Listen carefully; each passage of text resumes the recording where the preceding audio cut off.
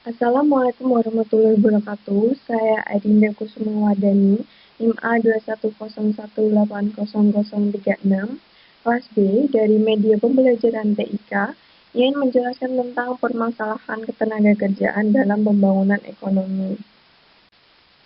Berikut ini bagan apa saja yang akan saya sampaikan dan jelaskan dalam PPT ini.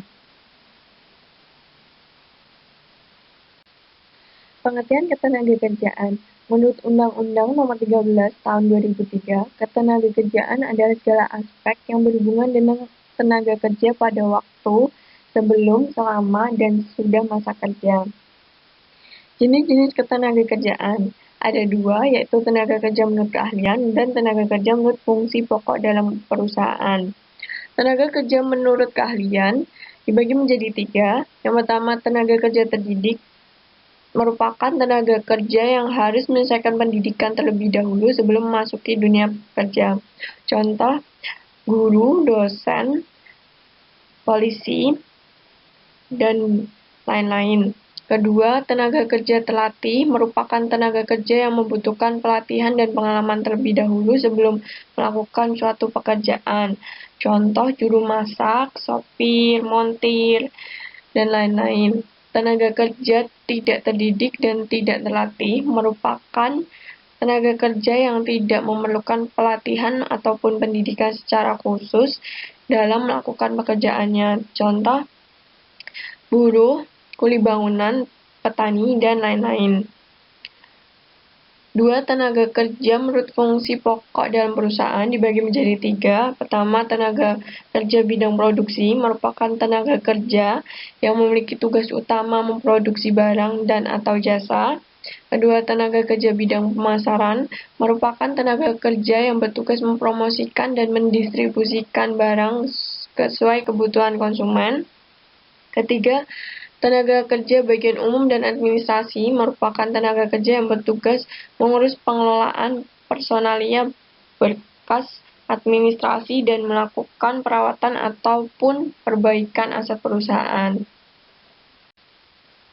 Masalah ketenagakerjaan di Indonesia ada 5, yaitu pertama, jumlah angkatan kerja tidak seimbang dengan kesempatan kerja. Yang kedua, mutu atau kualitas tenaga kerja relatif rendah.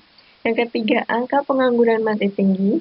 Yang keempat, tingkat upah masih rendah. Yang kelima, persebaran tenaga kerja tidak merata. Upaya meningkatkan kualitas tenaga kerja di Indonesia ada 7, yaitu meningkatkan kualitas pendidikan, baik pendidikan formal maupun pendidikan non-formal. Yang kedua, meningkatkan kualitas kesehatan masyarakat. Yang ketiga, menyelenggarakan program pemagangan. Yang keempat, memberdayakan Balai Latihan Kerja atau BLK secara optimal. Yang kelima, mempercepat sertifikasi profesi tenaga kerja. Yang keenam, menyelenggarakan pelatihan berkala untuk meningkatkan keterampilan kerja. Yang ketujuh, penerapan bonus atau reward dan sanksi atau punishment secara konsisten. Teori upah. Teori upah dibagi menjadi 3. Yang pertama, teori upah alami. Menurut David Ricardo, upah terdiri atas upah alami dan upah pasar. Upah alami bergantung pada kekuatan permintaan dan penawaran tenaga kerja di pasar, sedangkan upah pasar merupakan upah yang sebenarnya diterima pekerja. Kedua, teori upah besi. Menurut Ferdinand Lassalle, upah besi merupakan upah minimal yang diterima pekerja sehingga pengusaha meraih laba sebesar-besarnya. 3. Teori upah etika. Menurut teori, upah etika merupakan upah yang disesuaikan dengan beban pekerjaan yang dilakukan pekerja. Sistem upah yang berlaku di Indonesia. Sistem upah merupakan cara pemberian upah atas jasa yang telah dilakukan pekerja. Sistem upah yang diberlakukan di Indonesia ada beberapa sebagai berikut. Pertama, upah menurut waktu merupakan upah yang jumlahnya dihitung berdasarkan waktu lamanya bekerja. Yang kedua, upah menurut hasil atau upah satuan adalah cara pembayaran upah berdasarkan jumlah hasil produksi oleh pekerja dalam waktu tertentu. Ketiga, upah borongan merupakan sistem pembayaran upah yang dilakukan dengan kesempatan awal antara lain pemberian pekerjaan dan pekerja. Yang keempat, upah dengan sistem mitra usaha atau CEO partnership. merupakan pekerja memperoleh upah dan tambahan upah berupa saham. Yang kelima, upah dengan sistem bonus, merupakan tambahan upah yang diterima pekerja selain upah tetap. Masalah pengangguran, dampak negatif pengangguran sebagai berikut. Permintaan dan penawaran agregat menurun, penerimaan negara menurun, tingkat kesejahteraan menurun, angka kemiskinan meningkat, dan biaya sosial meningkat. Upaya mengatasi pengangguran. Berikut upaya mengatasi masalah pengangguran berdasarkan penyebabnya. Upaya mengatasi pengangguran struktural,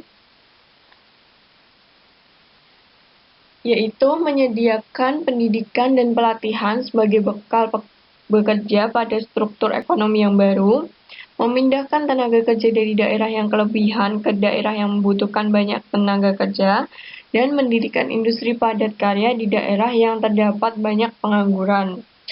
Selanjutnya, upaya mengatasi pengangguran signifikan, yaitu mengadakan pameran produk barang dan atau jasa untuk menarik dan meningkatkan permintaan barang dan atau jasa oleh masyarakat. Upaya mengatasi pengangguran musiman, mengadakan sosialisasi informasi tentang lowongan kerja pada bidang lain dan memberi pelatihan di bidang keterampilan tertentu serta dasar-dasar kewirausahaan. Upaya mengatasi pengangguran friksional, menyediakan informasi lengkap tentang permintaan dan penawaran tenaga kerja, serta membuat regulasi yang mewajibkan perusahaan menciptakan suasana kerja yang membangun, sehingga pekerja dapat meningkatkan atau gaji dan karir tanpa berpindah ke perusahaan lain. Sekian yang dapat saya sampaikan berdasarkan PPT yang saya buat. Apabila ada salah kata saya minta maaf. Wassalamualaikum warahmatullahi wabarakatuh.